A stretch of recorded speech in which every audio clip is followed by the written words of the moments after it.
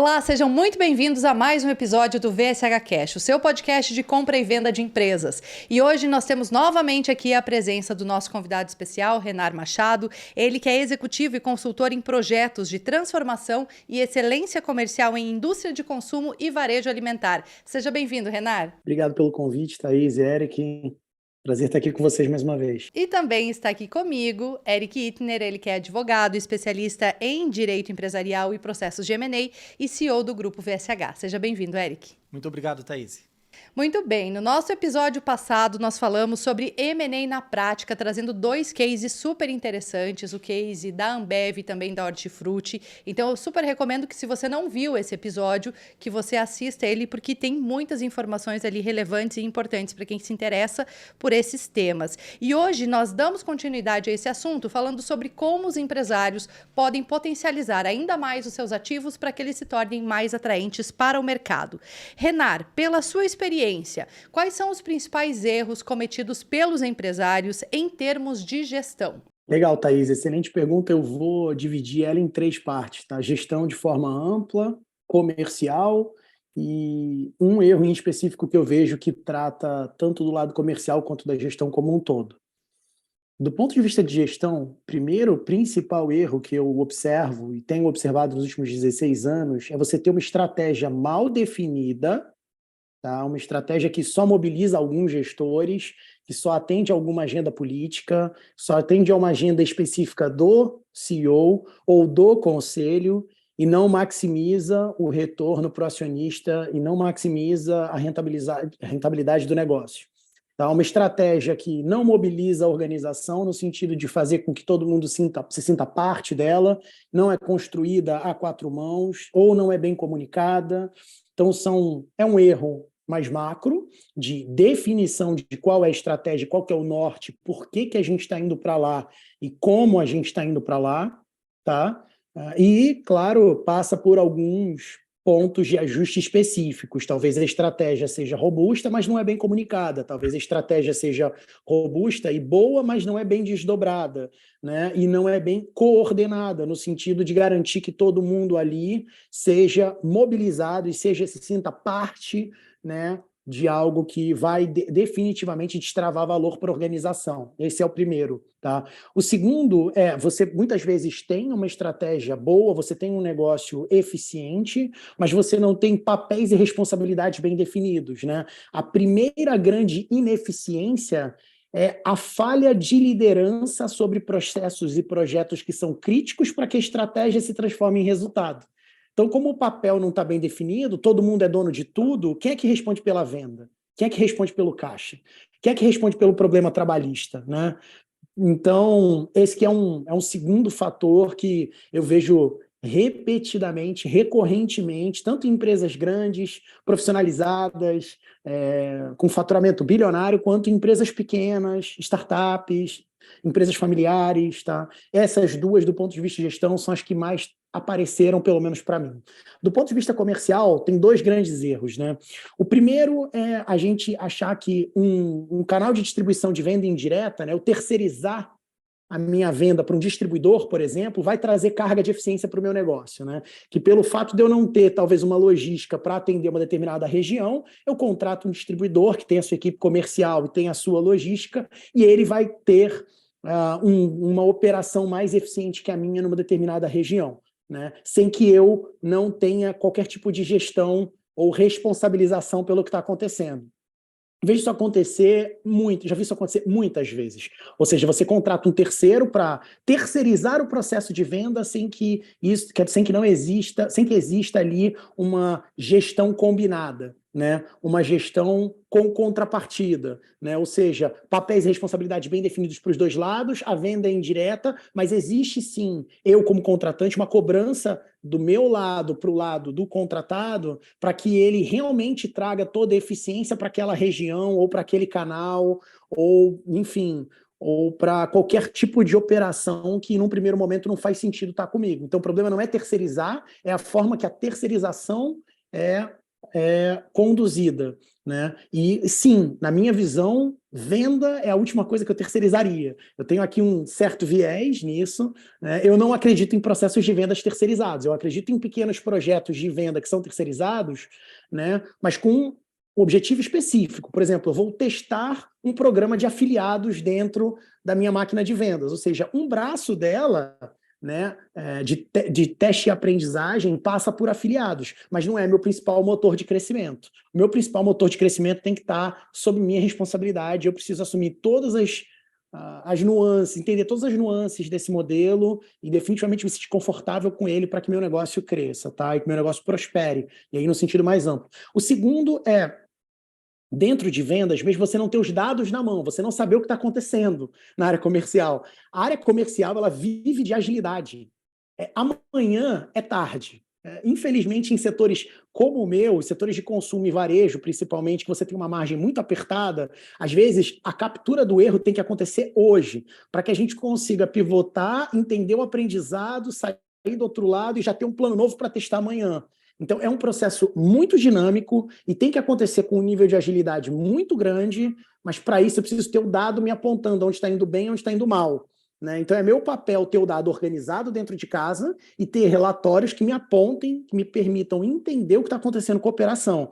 Né? Quer dizer, meu vendedor, quantos pontos de venda ele está visitando? Quantos deles foram positivados? Qual que é a estatística de conversão dele? Qual que é o ticket médio? Quanto ele trouxe de receita? Ele está ou não está on track com a meta? Esse tipo de informação, gente, não dá para fazer uma vez na semana. É igual escovar o dente. Tem que fazer todo dia, tem que ser muito diligente e assim, principalmente numa área comercial, a sobrevivência de uma área comercial depende disso. Porque o vendedor conta com a remuneração variável, ele conta, sim, com o crescimento e a taxa de turnover é sempre estratosférica na área comercial. Então, você ter isso numa base diária é uma forma também de você manter a moral da equipe alta ou saber atuar, conseguir atuar rápido sobre aquilo que lhe cabe como líder da área comercial. Tá? Então, esses são os dois. E um terceiro, assim, e aí aquela última perna, que eu acho que é transversal ao comercial, a gestão como um todo, é a gente acreditar que toda a expertise que a gente tem no histórico é suficiente para levar a gente para onde a gente quer ir. Né? Que não tem nenhum capability gap, como a gente fala, né? Que ninguém tem nenhum gap de competência, que as pessoas não precisam de treinamento, né? Que as pessoas não precisam se atualizar. Isso é muito comum, assim, sabe? Não tem nenhum programa de desenvolvimento de liderança, não tem nenhum programa de capacitação da área comercial, não tem nenhum programa de treinamento da nova solução multimilionária que a gente contratou de tecnologia. Então, gente, assim, esse tipo de erro também é um erro crasso, que é transversal ao comercial, a operações, a financeiro, a gestão como um todo, tá? Então, acho que esses 5 resumem aí 80%, né, do que aconteceu, pelo menos na minha trajetória. O Abílio Diniz, ele fala um ensinamento que eu acho que é bastante oportuno aqui para esse contexto, que todo negócio, independentemente do setor, ele é processo e gente, gente e processo. Ou seja, você contrata as pessoas corretas e organiza os processos. Organiza os processos e coloca as pessoas para executar. E quando a gente fala de atividade comercial, sem sombra de dúvidas, é super importante, imprescindível, ter um processo comercial estruturado, ter uma gestão próxima, como você falou, Reinar. Eu também não acredito em comercial terceirizado, eu acho que isso não funciona na prática. E o processo comercial bem estruturado, com líderes realmente comprometidos e principalmente com vendedores com apetite, com vontade de crescimento, sem sombra de dúvidas, é o somatório perfeito aí para que os resultados sejam atingidos. Nós sabemos, Renar, que durante a pandemia, o comportamento do consumidor mudou muito. E novas plataformas surgiram justamente para atender esse consumidor e para criar novos canais de venda. Como estruturar esses novos canais de venda dentro das empresas? Você já tem uma experiência muito grande disso no case da Hortifruti e queria que você compartilhasse algumas boas práticas que outros empresários podem implementar para fazer também uma boa estruturação desses canais dentro dos seus negócios. Boa, Thaís. Vamos lá. Quando a gente fala de desenvolvimento de qualquer canal de distribuição de venda, o que a gente quer é atender os consumidores em missões diferentes de compra e em pontos diferentes da jornada. Né? Muitas vezes, para um consumidor que mora na capital, em São Paulo, ter que dedicar 2 horas da semana dele para fazer compras, assim, é uma dor enorme. Se ele puder fazer todos os pedidos de forma recorrente num aplicativo que já sugere tudo aquilo que ele comprou, com algum grau de correlação em produtos similares, semelhantes, correlatos, enfim, para que ele consiga tirar e fazer o pedido pelo aplicativo e receber em casa, cara, isso é 2 horas a mais no tempo dele, quanto não custa o tempo, por exemplo, de um CEO. Né? Quanto não custa um tempo, às vezes, para a gente mesmo, né? Porque são 2 horas que eu posso estar com a minha família, depois de uma jornada de 12, 13, 14 horas de trabalho. Então, todo o canal de distribuição de vendas tem que ter como pano de fundo, na minha visão, né, seja digital ou não, qual dor da jornada do consumidor você está querendo resolver, ou qual elo da cadeia você está querendo acelerar ou trazer como diferencial, né?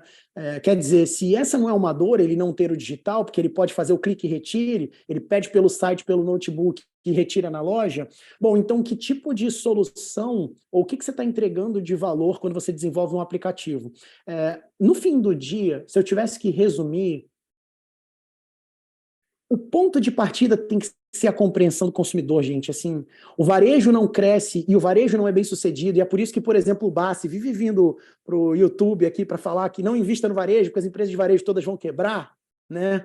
Ele fala isso porque, na verdade, o que a gente faz muito mal no Brasil é cuidar e compreender o consumidor. A gente parte do pressuposto que já sabe o que o consumidor quer e lança um negócio porque a diretoria falou que é importante, que foi no SXSW ou na NRF, viu as coisas acontecerem num universo completamente diferente do Brasil, lá nos Estados Unidos, e acha que é só replicar o modelo de lá, copiar e trazer para cá. Não sou contra copiar modelo, não sou contra trazer referências dos Estados Unidos ou qualquer outro país. Eu sou a favor da gente pegar essas boas referências, mas pesar essas boas referências com o que tem valor para o nosso consumidor. Assim, a voz mais importante do negócio ainda é do cara que paga a conta. E o varejo, a principal dor do varejo hoje é perder clientes para plataformas e concorrentes que a gente nem sabe quem são, nem sabe o que estão fazendo, e assim, cara, e a gente está perdendo sem ter nenhum rastro, sem ter nem ideia do que está acontecendo, né?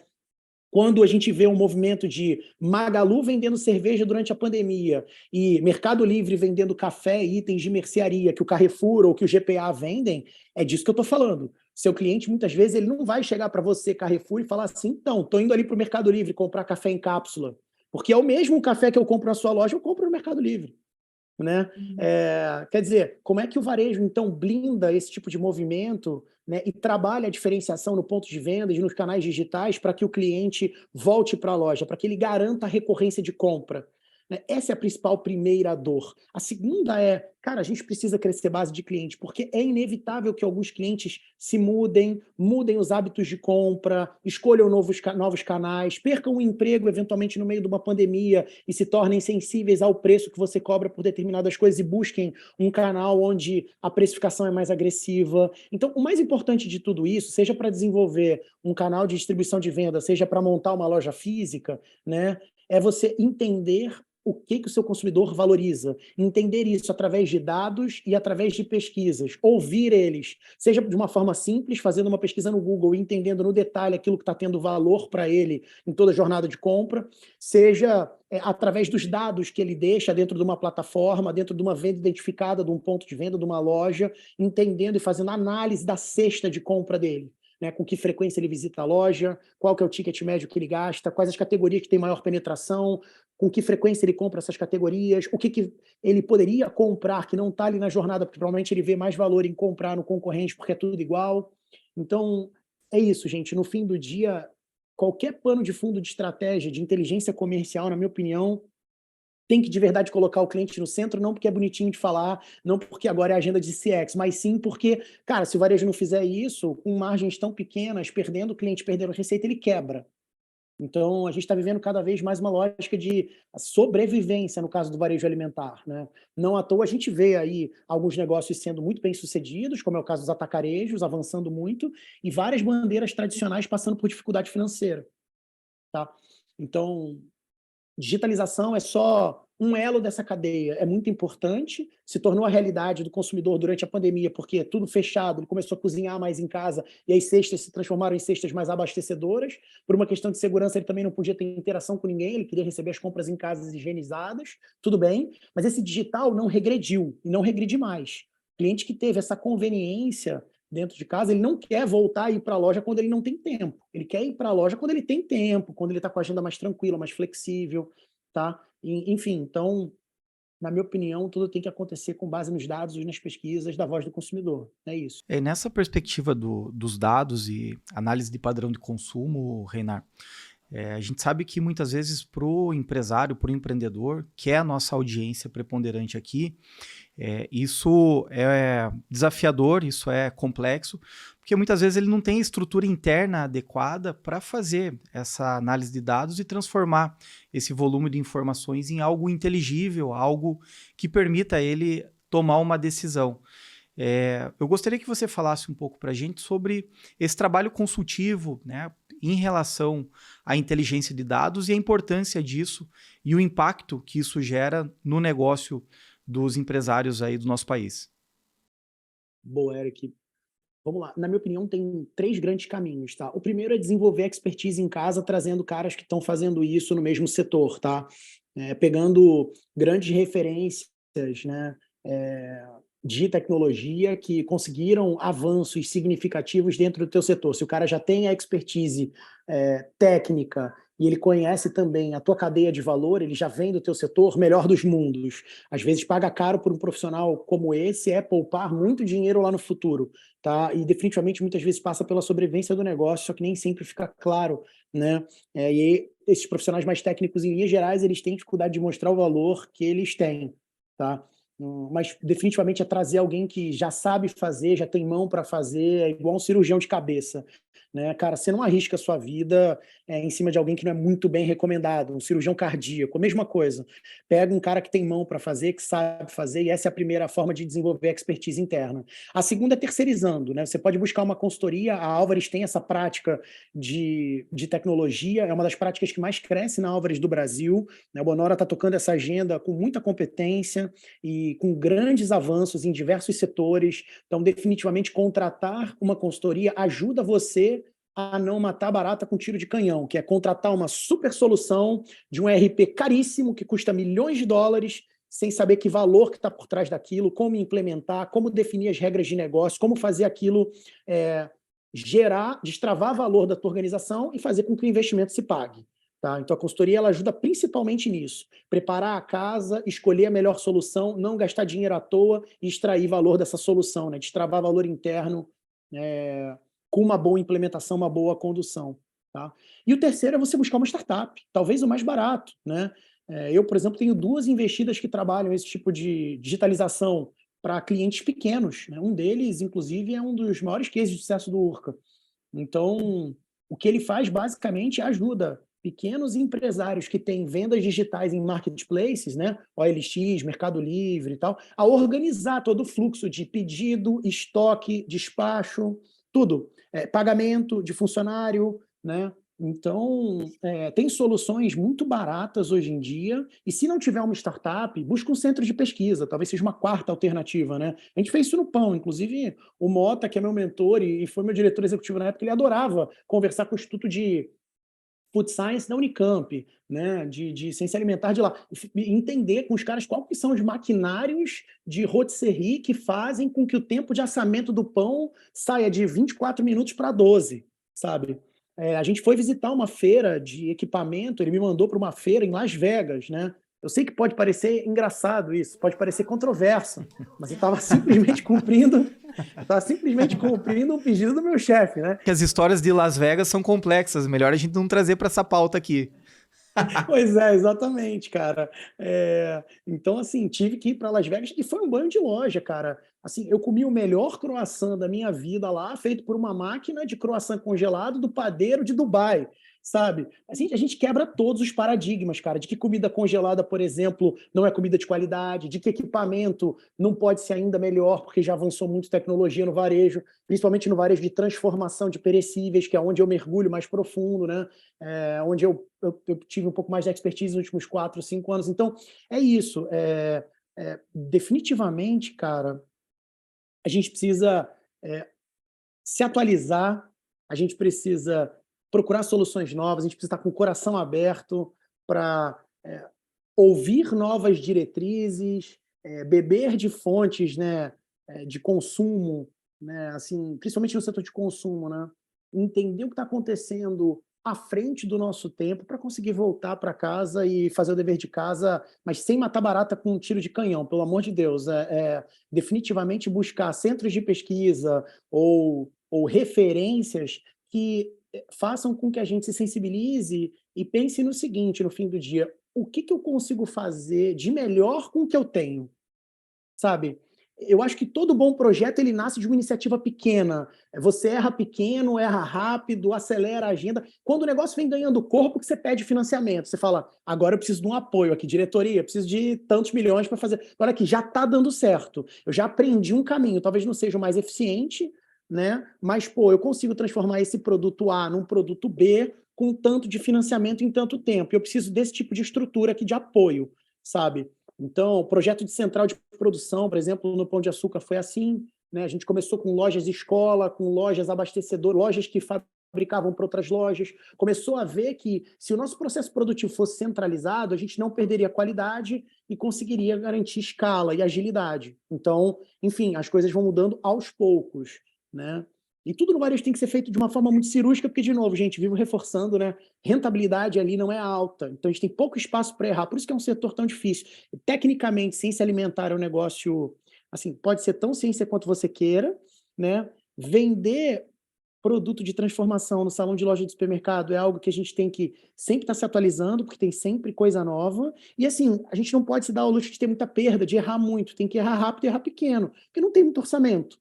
Tá? Acho que isso que faz com que o setor seja tão bonito, na minha opinião, faz com que o nosso trabalho tenha tanta importância. Eric, e quando a gente fala de trazer novas soluções para as empresas, estruturar processos de gestão, estruturar processos comerciais, é claro que isso tudo vai aumentar a lucratividade do negócio, torna ele mais atrativo para o mercado. Nós sabemos que o valuation ele é uma ferramenta essencial para que nós possamos mensurar esse valor do ativo. No caso de empresas que estão em um processo agressivo de crescimento, de expansão, por quanto tempo vale um valuation? Ou então, de quanto em quanto tempo é necessário atualizar esse laudo para que ele esteja sempre acompanhando essa evolução da empresa?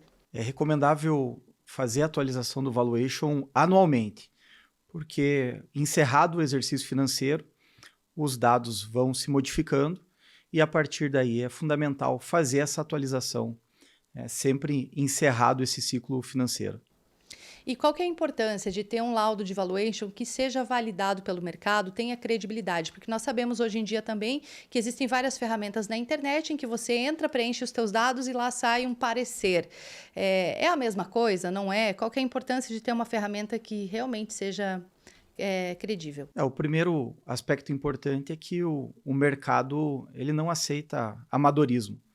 Ou seja, a gente vive um ambiente corporativo extremamente profissional. E dentro desse aspecto profissional, é exigido dos empresários que tenham informações claras, precisas, fidedignas, que sejam passíveis de uma análise por parte do investidor, para que com esses dados, com essas informações, se tome uma decisão.